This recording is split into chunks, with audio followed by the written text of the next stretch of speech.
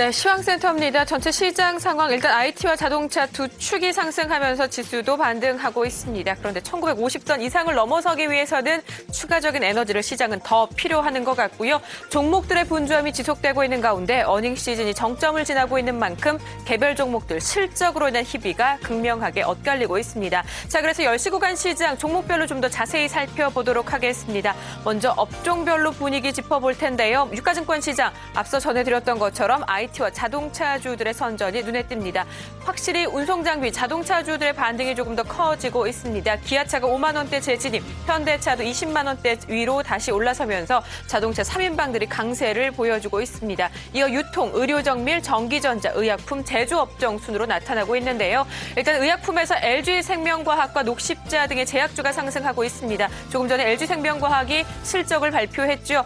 4분기 영업이익 한 150억 원 정도 1년 전보다 730% 이상 증가한 것으로 나타났습니다. 이 재료 나오면서 주가 상승폭은 조금 더 커지고 있다는 점 눈에 띄고 있고요. IT 쪽에서는 대형주들의 상승도 눈에 띄고 있지만 써니전자에 관련된 이슈로 인해서 10% 이상 급등하면서 전기전자 업종 전체의 상승을 가장 주도하고 있다는 점도 포인트로 짚어보시기 바랍니다. 그리고 하락하고 있는 업종들도 조금 의미가 있습니다. 전기가스와 금융주들이 밀리면서 최근에 시장에서 주목받고 있었던 두 축이 오늘 시장에서는 지수 반등과 함께 하락으로 움직이고 있다는 점도 눈에 띄는 상황입니다. 한국전력의 움직임, 재료 자체는 전력 상한 가격제 도입했다. 상승의 이유로 풀이되고 있지만 초반 상승으로 출발한 이후 이내 하락으로 전환이 됐고요. 최근에 일단 신고가를 경신하고 있는 삼성생명도 오늘은 속도 조절에 들어가 있는 상황입니다. 금융주도 어제의 주목도와는 다르게 오늘 일부 종목들 하락에서 움직임을 보여주고 있는데요. 자, 일단 이들 업종 내에 속한 종목군들 하나씩 짚어보도록 하겠습니다. 먼저 IT와 자동차주들의 움직임 먼저 확인해 보시죠. 삼성전자입니다. 139만 원대 다시 올라섭니다. 1.38% 정도의 상승폭이고요. 보시는 것처럼 139만 1,000원을 기록하고 있습니다. LG전자에서는 어제 움직임이 조금 강했습니다. 전체 대형 IT주 조정 속에 LG전자를 필두로 한 LG그룹주 IT 쪽의 선전이 좀 강하게 나타났던 만큼 오늘 LG전자와 LG디스플레이는 오늘 IT의 반등에서는 조금 소외되는 모습입니다. LG전자가 0.27% 밀리면서 7만 3천 원을 가리키고 있습니다. 이보다는 보시는 것처럼 자동차주들의 상승폭이 월등합니다. 현대차가 2.77% 오르면서 20만 원대 재진입 20만 4천 원 기록하고 있고요. 기아차도 5만 700원, 현대모비스도 다시 27만 원대 위까지 올라섭니다. 2.65% 상승한 27만 1,000원을 가리키고 있습니다.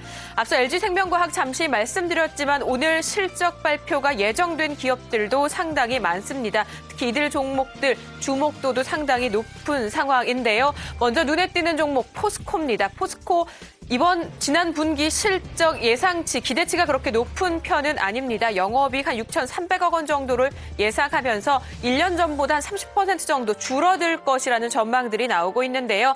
실적 발표 앞두고 몸을 조금 사리는 듯하죠. 0.7% 정도 밀리면서 35만 3,500원까지 내려가고 있습니다. 자, 그 이외 종목들 보시면요. 제일기획을 제외하고는 4분기 실적 기대치가 그렇게 높은 편은 아닙니다. 신세계 포함한 백화점 3사들도 마찬가지 상황이고요. 신세계 그럼에도 0.2% 소폭의 상승으로 오랜만에 반등해주고 있고요. LG화학도 8거래일 만에 상승이네요. 0.6% 오른 31만 1,000원까지 올라서고 있습니다.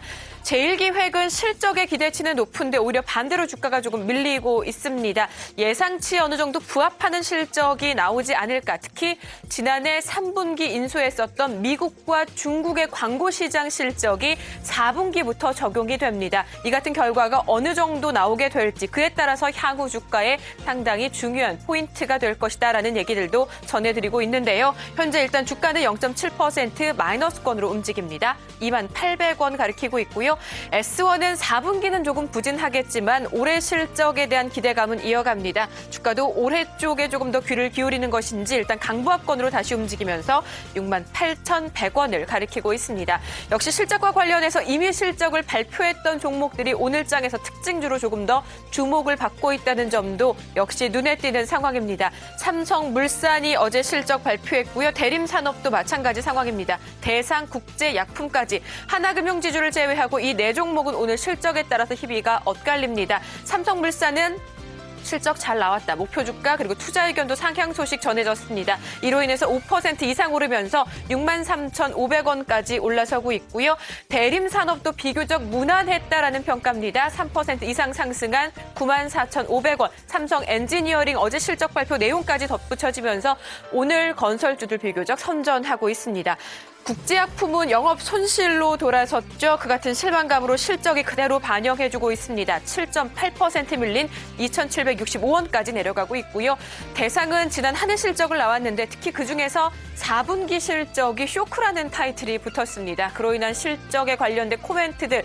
일단은 4분기 실적은 쇼크지만 이후에는 조금씩 나아질 것이다. 너무 크게 실망하지는 말아라라는 코멘트들도 나오고 있지만 일단 보시는 것처럼 주가는 4분기 실적에 대한 아쉬움을 조금 더 반영합니다. 3.7% 밀린 27,200원까지 내려가고 있습니다.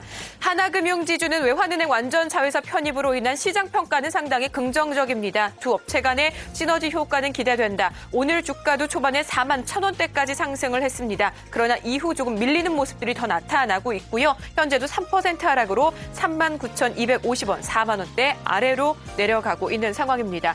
자, 종목들 전체적인 움직임 살펴봤는데요. 이후 수급 상황 보도록 하겠습니다. 외국인이 나흘 만에 순매수 전환합니다. 현재 규모 살펴보시면 많이 줄었네요. 이렇게 된다면 매수 우위로 전환됐다라는 말씀드리기가 좀 무색한 상황으로 보여집니다.